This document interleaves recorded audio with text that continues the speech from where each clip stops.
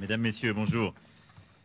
Cher Président, cher Félix, je suis très heureux de vous accueillir aujourd'hui à Paris, en tant évidemment que le président de votre pays, et après des échéances politiques intérieures importantes et franchies avec succès, dont je vous félicite parce qu'elles sont une étape importante de la modernisation de la vie démocratique, politique, RDC, et de votre volonté d'aller de l'avant, mais aussi en tant que président de l'Union africaine et partenaire stratégique de la France. Nous étions avec le président Tshisekedi il y a quelques jours au Tchad, à N'Djamena, pour rendre hommage au président défunt Idriss Déby et pour soutenir un processus de transition qui doit ouvrir la voie de la démocratie et de la stabilité du Tchad. Et aujourd'hui, avant toute chose, nous voulons exprimer notre préoccupation sur l'évolution de la situation, en condamnant d'abord avec la plus grande fermeté la répression des manifestations et des violences qui ont eu lieu ce matin à N'Djamena. Nous appelons au respect des engagements qui ont été pris par le Conseil militaire de transition, celui d'une transition pacifique, inclusive sur le plan politique. Et je veux être ici très clair, j'ai apporté mon soutien à l'intégrité et la stabilité du Tchad très clairement à N'Djamena. Je suis pour une transition pacifique, démocratique, inclusive. Je ne suis pas pour un plan de succession. Et la France ne sera jamais aux côtés de celles et ceux qui forment ce projet. Le temps est venu de lancer un dialogue politique national ouvert à tous les Tchadiens. C'est ce qui est attendu aujourd'hui du Conseil militaire de transition et c'est la condition même de notre soutien. Et je veux ici dire que nous resterons engagés aux côtés de l'Union africaine, que préside le président Tshisekedi cette année, aux côtés aussi du G5 Sahel, et je veux saluer l'effort des présidents du G5 Sahel qui ont aussi œuvré à cette médiation avec beaucoup de force, et il faut que dans les prochains jours, nous puissions rétablir la situation qui aujourd'hui me préoccupe très fortement. Au-delà de ce sujet, notre coopération est évidemment riche de beaucoup de dossiers bilatéraux que nous allons évoquer dans quelques instants. Volonté de développer la coopération économique, les opportunités offertes à la jeunesse de votre pays par des programmes d'éducation, de santé et de création d'activités économiques, politique aussi de francophonie, car nous avons là-dessus également beaucoup à faire ensemble. Et puis évidemment, ce sont tous nos efforts d'accompagnement pour la stabilité, la paix partout sur votre territoire national. Et je sais ô combien vous y êtes attachés face aux déstabilisations qui peuvent exister. Enfin, nous évoquerons aussi les grands sujets continentaux. Et en effet, nous avons un agenda extrêmement chargé. Le premier, c'est continuer à faire vivre la solidarité internationale face à la pandémie. Il y a un an, nous avons lancé ensemble, avec plusieurs collègues, l'initiative ACTA pour aider l'Afrique à répondre aux défis de la pandémie. Elle a permis de faire plusieurs avancées, nous y sommes revenus ces derniers jours, pour aider au financement, aider aussi à plus de tests, de diagnostics, l'accès aux vaccins et à la montée en puissance des systèmes de santé primaire. Mais beaucoup reste à faire pour mobiliser plus de financement, mais avoir également des actions concrètes indispensables. Et donc ensemble, nous souhaitons agir pour que le G7, le G20 soient des rendez-vous utiles qui répondent aux besoins des Africaines et des Africains, la vaccination de tous les personnels de santé sur laquelle nous étions engagés il y a plusieurs semaines, et tant d'autres sujets.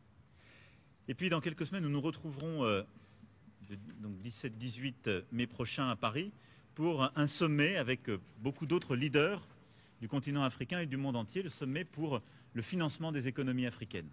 Et je veux ici que chacun ait bien en tête le choc, pas simplement sanitaire, mais économique, que le continent africain subit depuis 2020. C'est un ralentissement profond, très fort, l'année dernière et encore cette année, dans un continent qui est en pleine expansion démographique. Et nous ne pouvons pas faire, en quelque sorte, comme si nous pouvions continuer avec les recettes d'hier. L'Europe a une réponse exceptionnelle, une politique monétaire inédite, une réponse budgétaire qui s'est traduite en juillet dernier avec un plan de relance historique. Les États-Unis d'Amérique ont annoncé un plan fédéral inédit et une des politiques monétaires les plus accommodantes. Et nous sommes en train collectivement d'abandonner l'Afrique à des solutions qui datent des années 60. Je me félicite qu'on puisse avancer, nous allons pousser pour le faire, mais nous devons absolument inventer pour le 17-18 mai prochain un New Deal du financement de l'Afrique, c'est-à-dire des solutions profondément novatrices, une échelle d'ambition qui corresponde à ce que nous sommes en train de vivre. Sans quoi, nous laisserons le continent africain face à la pauvreté, nous laisserons le continent africain et sa jeunesse face à la réduction de leurs opportunités économiques, une migration subie et l'expansion du terrorisme. Et cela, je ne veux pas m'y résoudre. Et donc c'est un sujet que nous allons aussi traiter avec le président Tshisekedi, car il est à mes yeux au cœur de l'agenda des prochains mois et des prochaines années. Pour toutes ces raisons, cher Félix, cher président, merci d'être à Paris aujourd'hui. Et encore bravo pour les succès obtenus dans ton pays et sur le continent. Merci, Président. Merci beaucoup, Monsieur le Président, cher Emmanuel, merci. Merci de me recevoir si rapidement à Paris pour parler des choses que vous avez entendues. Sur le Tchad, nous avons parfaitement le même entendement. Il faut très vite revenir à l'ordre démocratique. Je reste dans la droite ligne de ce que j'ai dit dans mon discours à N'Djamena.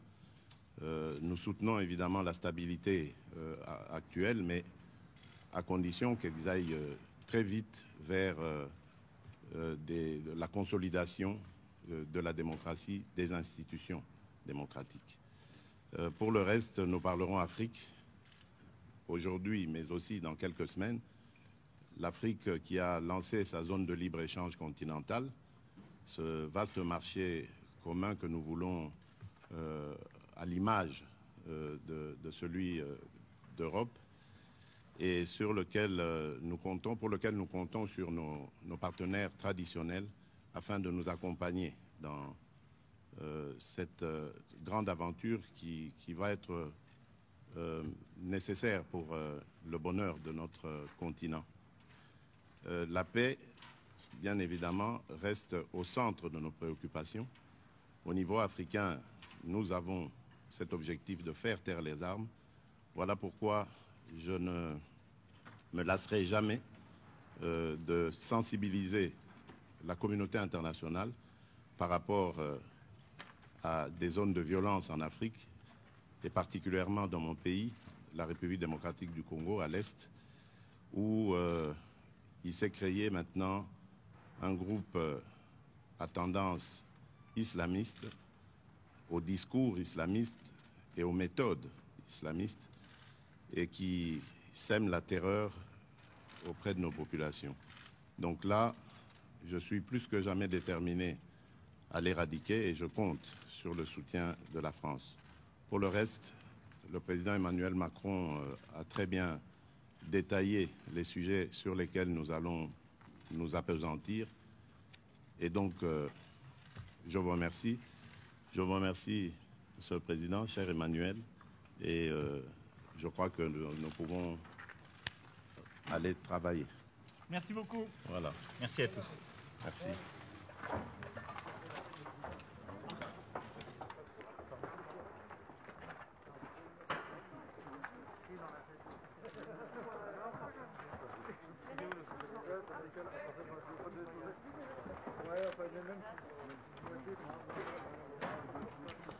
Pour vous informer de l'essentiel de l'actualité en République démocratique du Congo, il vous suffit de vous abonner sur Top 243 News TV, également nous lire sur www.top243news.com. Au nom de toute la rédaction, nous vous remercions.